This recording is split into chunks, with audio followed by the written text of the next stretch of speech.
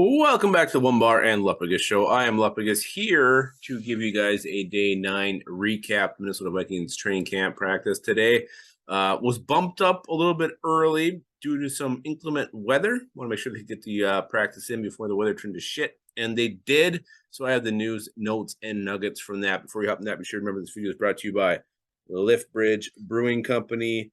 Check them out. If you're not in the Stillwater area, go to your local liquor store. You'll find some type of delicious beverage of theirs in the freezer. If you are in the state of Minnesota, not the freezer, the fridge. I got me here a Getaway Pilsner. This is a smooth, delicious Pilsner. It's light, too. It's so good. Yeah, if you got the Getaway Pilsner in your liquor store, you are lucky. You are a lucky duck. All right, so let's talk about the Vikings practice notes from practice number 9. We're getting almost to the halfway point of training camp, and some notes came out today. Again, these are mostly from Will Regas from SI.com. I'm going to relay his information and give my takes on it as we have been doing. So again, like the channel and the vids, subscribe to the channel, and also hit up our Patreon as well if you have not yet done that. All kinds of great giveaways there. All right, so big news from practice today. Kenny Ngwangu was back. He's been out the last couple of days. Apparently he looked good. Went full speed, has some nice sharp cuts. So Kenny Ngwangu back in action. Nothing but good news there. Good to see old Kenny back in the mix. Myron Mitchell was out. Not sure what was going on with Myron, but he did not practice. And the other 3 guys who have been out were out again. Irv Smith Jr., Blake Prohl, and Ryan Connolly. Apparently, Justin Jefferson looked like the best player on the field, which has kind of been the a redundant theme here in camp.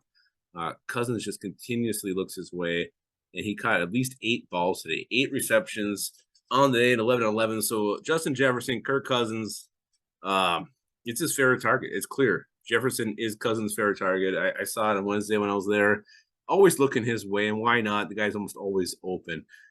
So today, the O-line and D-line went one-on-one. So kind of interesting here. You get one-on-one matchup, see who is the man, who is the cock of the walk.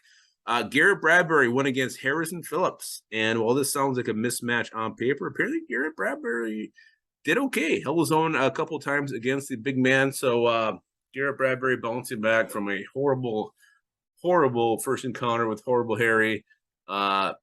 He won a couple anyway, so good for Garrett Bradbury there. Ed Ingram did well against Jalen Twyman. And Daniil Hunter got the best of Brian O'Neill. Apparently, Brian O'Neill was so frustrated, he threw his helmet down in disgust. So, I mean, it's Daniil Hunter. The guy's a freak show. So, as good as Brian O'Neill is, it's Daniil Hunter. What else can you expect? Kellen Mond. Now, Kellen Mond is somebody we're expecting to hear from every single day here because him winning that backup job is key. Sounds like he started out very good in the 2-minute drill. He hit Tristan Jackson for a big gain.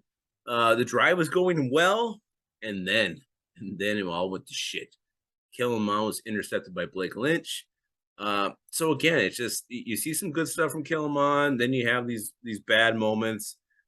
Again, when I watched him, he was getting frustrated, and no one was really helping him out. So I don't know if it needs to be practiced this week, whether it's tomorrow, Monday, or if it's going to happen in the first preseason game, but he needs something to turn his confidence around because I think it's pretty low right now. I sure harped on that yesterday, so I'm not going to do it again. Johnny Munt. Suddenly Johnny Munt had a rough day. He took a big hit from Lewis Seen, and then he ran the wrong route and got a tongue lashing.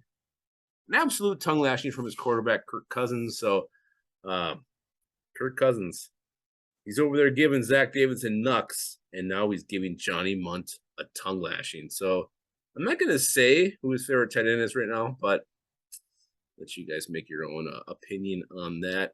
Albert Wilson, a guy who's been pretty quiet except for the last couple of days, showed up again, second straight day, caught a deep ball yesterday from Mon, and today he got a big gain off a bubble screen. So Albert Wilson battling for a spot on this roster, whether it's wide receiver 4 or 5 or 6, I don't know, but a guy who is also in that mix, the 6th-round rookie Jalen Naylor, had another good day. This guy seems to make one big play every single practice. He did it again today, beating Miles Dorn, which is like the first time I've heard Miles Dorn mentioned all camp. I was starting to wonder if he's even on his team, but he did get smoked by Jalen Naylor at 11-11s. So Jalen Naylor, if you're picking six receivers, I think Jalen Naylor definitely makes this team after what I've heard the last couple of days. When I watched him on Wednesday, he was fielding punts mostly, and he did muff one. But seeing him smoke, I think he smoked Booth yesterday, and then now to get by Miles Dorn for another big play. Nothing but good news. The 6th-round rookie there. Cam Bynum apparently had a pick six off of Kellen Mond, but some players seem to think the play was over, so it's kind of some confusion there. But again, Cam Bynum, I'm excited to see what he does this year. Year two for him. He's going to get more looks, going to get more reps. I expect more production to come out of Cam Bynum, a guy who just seems to know, has a sniffer to make plays.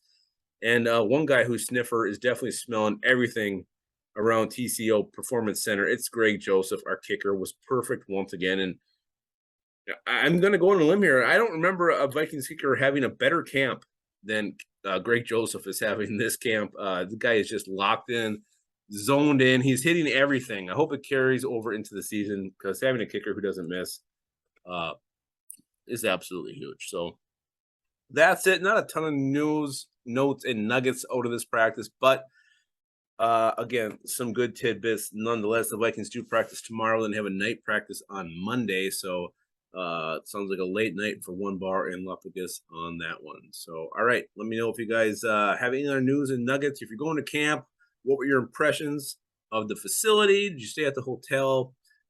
Curious to hear that as well. And also, most importantly, remember, whatever you do, keep your skull in your